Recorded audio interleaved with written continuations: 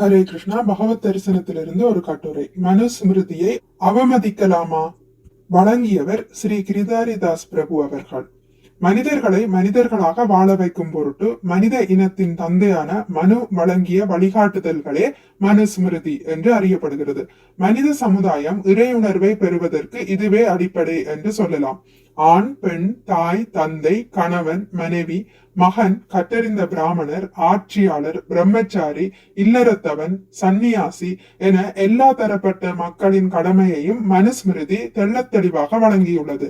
கலியுக மக்களிடம் கடமைகளை முறையாக அறிந்து கொள்வதற்கான ஆர்வம் இல்லை.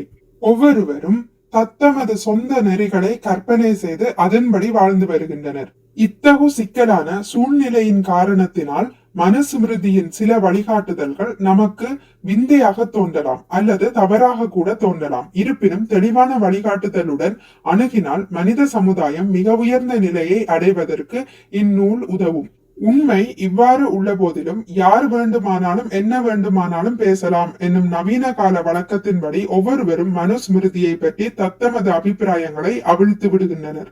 மனுஸ்மிருதியில் உள்ள சில இடைச்செருகல்களை வைத்துக் கொண்டு இந்நூல் பெண்களை அவமானப்படுத்துவதாகவும் அதனால் இதனை தடை செய்ய வேண்டும் என்றும் கூச்சலிடுகின்றனர். மனுஸ்மிருதி என்னும் வார்த்தையை கூட இதற்கு முன் கேள்விப்பட்டிருக்காத மனிதர்களும் அந்த கூட்டத்தில் கலந்து கொண்டு கோஷமிடுகின்றனர். என்னே விந்தை! மனுஸ்மிருதி பெண்கள் உட்பட எல்லா தரப்பட்ட மக்களுக்கும் உரிய மரியாதை வழங்கப்பட வேண்டும் என்பதை கற்பிக்கின்றது. ஆனால் மனுஸ்மிருதியை தவறாக எடுத்துரைக்கும் சில மடையர்கள் மக்களை சனாதன தர்மத்திலிருந்து அகற்ற பார்க்கிறார்கள். பல்லாயிரம் ஆண்டுகளாக மனுஸ்மிருதி சிறந்த வழிகாட்டி நூலாக இருந்து வந்துள்ளது. தமிழக மன்னர்கள் தங்களை மனுவின் பிரதிநிதிகளாக வெளிப்படுத்தினர். அவர்களில் சிலர் மனுவின் பெயரை தமது பெயருடன் சேர்த்து கொண்டு வாழ்ந்தனர். உதாரணம் மனு நீதி சோழன்.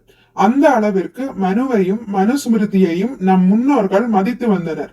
சனாதன தர்மத்தை போற்றி புகழ்ந்த இம்மண்ணில் சனாதன தர்மத்திற்கும் மனுஸ்மிருதிக்கும் எதிராக சிலரால் தூண்டப்படும் உணர்ச்சிகள் நிச்சயம் தோல்வியடையும். மிக்க நன்றி. ஹரே கிருஷ்ணா. உங்களுக்கு இந்த வீடியோ பிடித்திருந்தால் லைக் பண்ணுங்கள், ஷேர் பண்ணுங்கள், சப்ஸ்கிரைப் பண்ணுங்கள்.